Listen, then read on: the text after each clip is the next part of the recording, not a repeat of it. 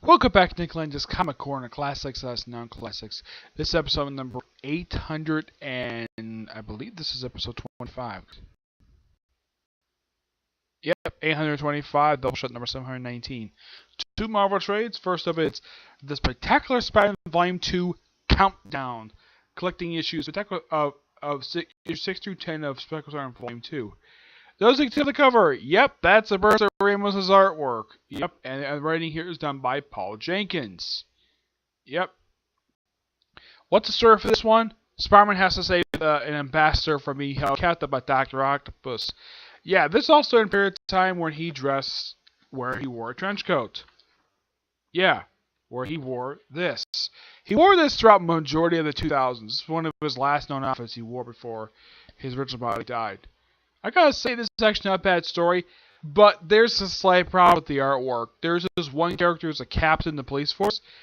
I don't know if it's just me, she looks almost exactly like May Parker. I'm not kidding about this. When I saw this, I'm like, is this May Parker? No, this is the captain of this police group. Yeah, and she is basically the one in charge. Yeah, and they don't really, the way Paul Jenkins writes this, he writes this really well. Mary Jane looks Mary Jane and Peter look very young, like they look like teenagers, despite the fact these people are supposed to be in their 20s. Yep.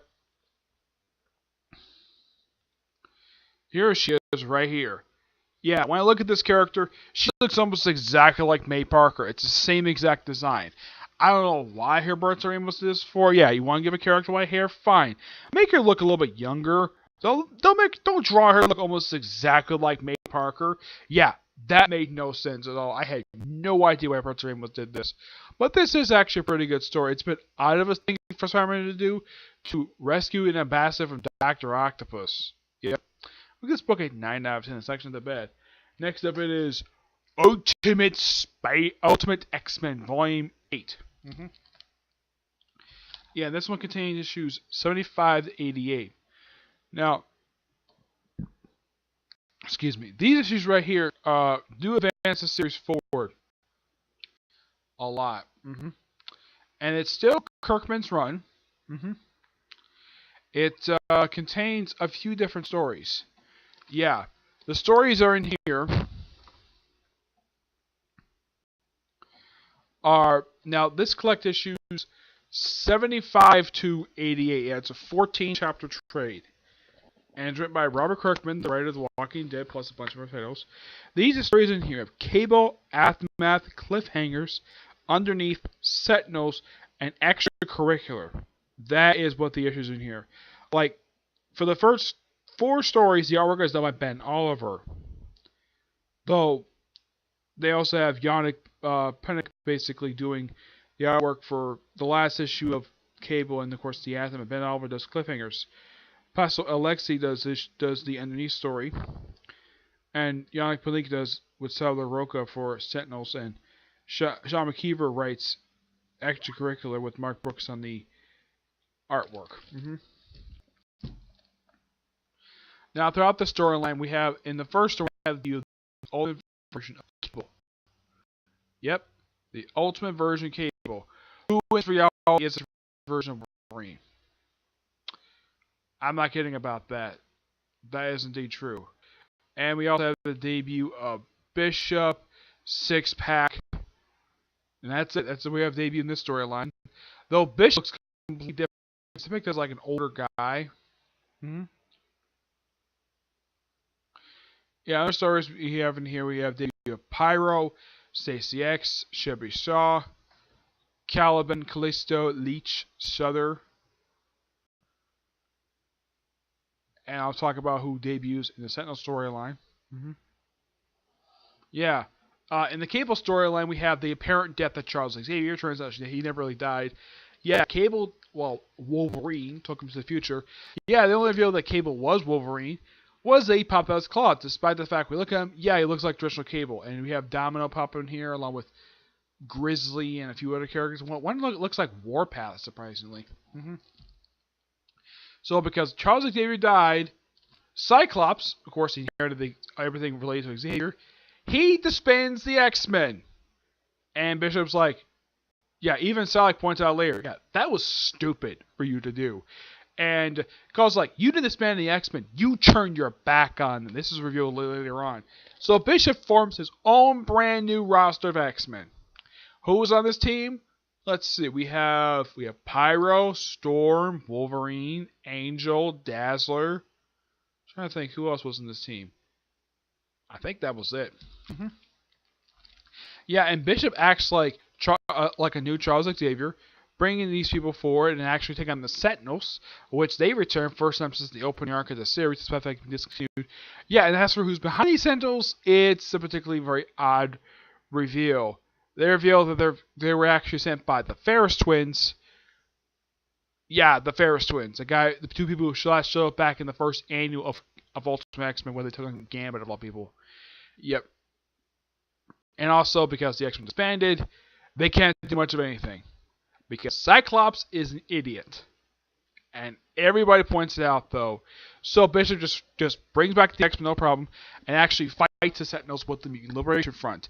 Yeah, they show up in here as well. They're a group of terrorists, led by Strife, who looks nothing like a 616 counterpart at all. Yeah, and they also mentioned the Legacy virus. It's like what I was reading is like, was Robert Kirkman loving the early '90s X-Men? So we have, oh yeah, and there's also a tribute to another X-Men thing. Now the X-Men can't be headquartered at the Xavier Institute because, well, they disbanded. So let's move to Australia, which is where Chris Claremont had them briefly headquartered in the '80s. Yeah. And of course, some of these characters new costumes. They take on the Sentinels. Yeah, according to Strife, yeah, you guys are basically cowards. You can't exactly face that because you're hiding in your mansion. Yeah.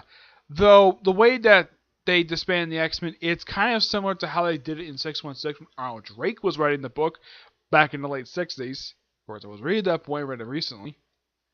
Yep. It's a similar type of thing because of Charles Xavier's death. So, yeah, they could think that, oh, yeah, they want to continue despite the fact they're disbanding the X-Men. And everybody points out, though, to Cyclops, to his face, that is stupid. We're continuing the X-Men without you, so butt out. And also, they have the Phoenix pop up in here, take it from a woman.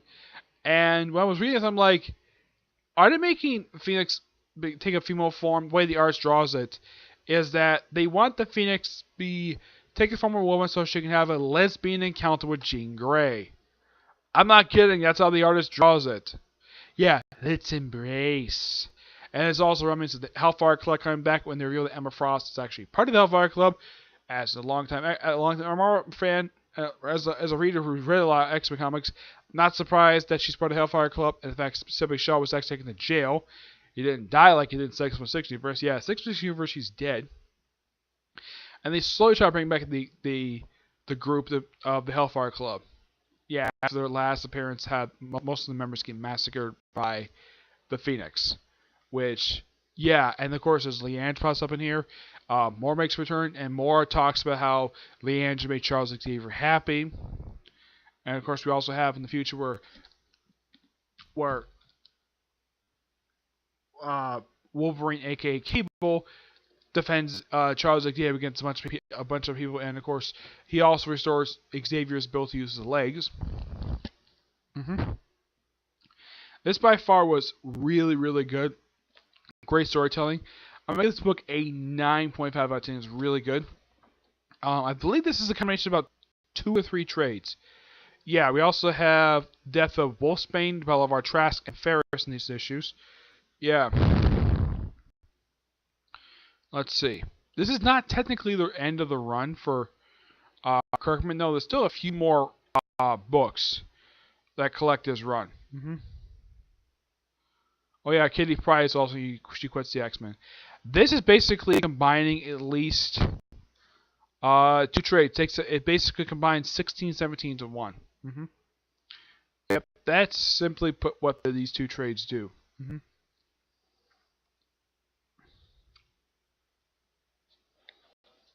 Let's see. Yeah, as far as I can tell for Kirkman, his run is not done yet. Also, they have the start of storyline and not to something happened before, where it looked like Mr. Sinister died, and of course, the end of this particular story sets up the debut of the next appearance, Apocalypse, which is really nice. And of course, also feeling here that Beast is alive. Yep, Beast is alive. And he's trying to get back a relationship with Storm. This fact she's kind of a relationship with Wolverine. But this was really good. So I got one more trade left to go, and I pretty much reviewed every single trade that collect the original Ultimate X-Men series. And I'm thinking of planning on doing Ultimate Comics X-Men. I've reviewed like a couple trades, so I'm planning on reviewing like the rest of that, so I can cover like everything related to Ultimate X-Men. Okay, but to see you next review. Bye.